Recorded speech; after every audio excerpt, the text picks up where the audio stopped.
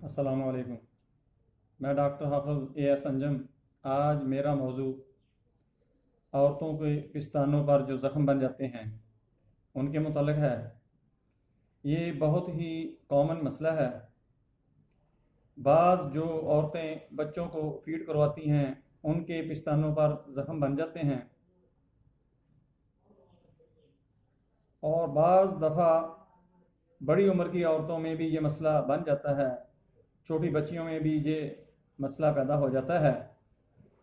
इसके लिए अवेयरनेस बहुत ज़्यादा ज़रूरी है, क्योंकि लोगों को इसके बारे में अवेयरनेस नहीं है, शऊर नहीं है, ताकि इसकी एहतियाती तदाबीर अपना कर इन तकालीफ से बचा जा सके। पहले तो जो बच्चियां होती हैं उनको पता नहीं होता। गर्मियों के दिनों में ख़ासकर मोटी ब्रीज़र पहनने से या रेशमी ब्रीज़र पहनने से अक्सर ख़राश होकर ज़ख़्म बन जाता है, जो पसीने से और गर्मी से ज़्यादा सेंसिटिव और ख़राब हो जाता है। इसके लिए बेहतर यही है कि कुछ दिन के लिए रेशमी कपड़े से, बल्कि तो रेशमी कपड़े से परहेज ही करना चाहिए। ब्रीज़र वगैरह ना पहनी जाए और खुले कपड़े इस्तेमाल करके इससे बचा जा सकता है। दूसरे नंबर पे जो औरतें फीड करवाती हैं उनको ये मसला दरपेश होता है। ये जो मैंने पहले आपको बताया है कि रेशमी ब्रीज़र वगैरह या रेशमी कपड़े पहनने से खराश पैदा होकर ज़ख़्म बन जाते हैं, ये तो मसला है ही सब औरतों के लिए। लेकिन जो फीड करवाती हैं उनके लिए ये मसला होता है कि अक्सर बच्चे भूख थोड़ी रखते हैं, माँ का दूध ज़्यादा होता है। इस वजह से बाज़ दफ़ा दूध पिस्तान के अंदर रह जाता है। चाहिए तो ये था कि उसको ब्रेस्ट पंप से साफ कर दिया जाए, वो साफ नहीं किया जाता। वहाँ पर वो दूध खराब होना शुरू हो जाता है, जिसकी वजह से पिस्तान खराब हो जाते हैं। निपल भी खराब होता है, अंदर से पिस्तान खराब होने का भी डर होता है। दूसरे नंबर पे बाज़ जो फीड करवाने वाली माएँ होती हैं वो बच्चों को फीड करवाती हैं, दूध निपल के इर्द गिर्द लगा होता है, उनको साफ नहीं करती। वो वहाँ पर फंगस पैदा हो जाती है, क्योंकि दूध में फंगस बहुत जल्दी और बैक्टीरिया बहुत जल्द प्रोड्यूस होता है। इस वजह से वहाँ पर ज़ख़्म बन जाते हैं, बाज़ दफ़ा कट आ जाते हैं। बहुत ही शदीद तकलीफ़ होती है। बच्चे को फीड करवाने में बहुत ज़्यादा तकलीफ़ होती है। बच्चा भी भूखा रहता है और माँ को भी तकलीफ़ रहता रहती है।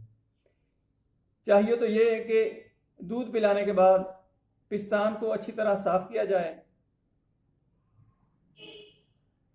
और रेशमी कपड़ों से परहेज किया जाए। इसकी अद्वियात मैं आपको बता देता हूँ। होम्योपैथी में इसकी बहुत ही अच्छी अद्वियात हैं। अगर खुदा पहले नंबर पे तो एहतियात करनी चाहिए। अगर खुदा न खास्ता ऐसा कोई मसला बन जाता है तो ये अद्वियात इस्तेमाल करें, इंशाल्लाह आपको कॉम्प्लिकेशन से भी बचाएंगी। क्योंकि ये जो ज़ख़्म होते हैं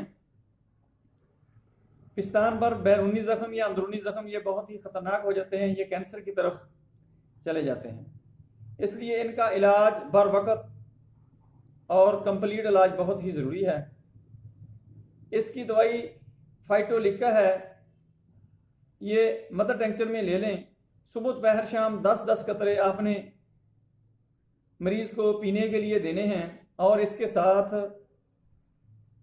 सरसों के तेल में थोड़ा सा, एक चमची में 5-7 कतरे मिलाकर मुतासरा जगह पर भी लगा सकते हैं और इसके साथ कैलेंडोला क्यू आपने मिक्स करना है। ये दोनों फाइटोलिका, ये 2-3 कतरे डालने हैं तेल में और कैलेंडोला 10 कतरे डालकर वो वहाँ मुतासरा जगह पर लगा लें। और अंदरूनी तौर पर भी फाइटोलिका, कैलेंडोला 10-10 कतरे दोनों के इस्तेमाल करवाएं। इसके बाद कोनियम है, कोनियम 200 ताकत में ले लें, 5-5 की सुबह शाम इस्तेमाल करवाएं, ठीक हो जाएगा। जिन औरतों के जख्म बनने की वजह से पिस्तान बहुत ज़्यादा सूजन हो जाती है, साइज में बड़े हो जाते हैं सूजन होने से, उनके लिए चमाफिला है, वो दवाई इस्तेमाल करवाएं, 30 ताकत में ले लें, 5-5 कतरे सुबह दोपहर शाम इस्तेमाल करवाएं, इंशाल्लाह बहुत जल्द अफाका हो जाएगा। मेरी वीडियो को लाइक करें, दोस्तों रिश्तेदारों में शेयर करें, बेल आइकन को पुश करें, मेरे चैनल को सब्सक्राइब करें। अपना ख्याल रखें। अल्लाह हाफिज़।